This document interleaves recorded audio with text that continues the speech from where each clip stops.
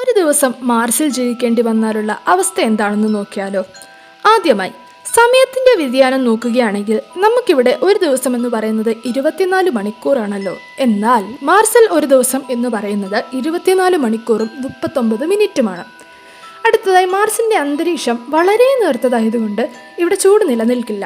ശരാശരി താപനില -60°C, രാത്രിയിൽ ഇത് -140°C വരെയും താഴാം.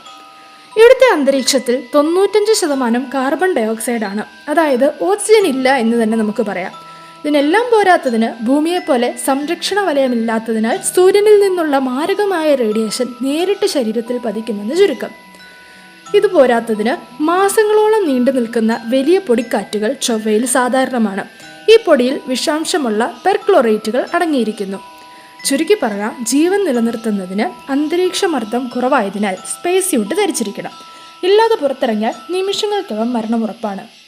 വായുമർദ്ദം ക്രമീകരിച്ച പ്രത്യേക ഹാബിറ്റാറ്റുകളിലായിരിക്കണം താമസിക്കേണ്ടത്. കാർബൺ ഡയോക്സൈഡിനെ ഓക്സിജനാക്കി മാറ്റുന്ന മോത്സി പോലെയുള്ള യന്ത്രങ്ങൾ വഴിയായിരിക്കും ശ്വസിക്കാനുള്ള വായുവും ലഭിക്കുക.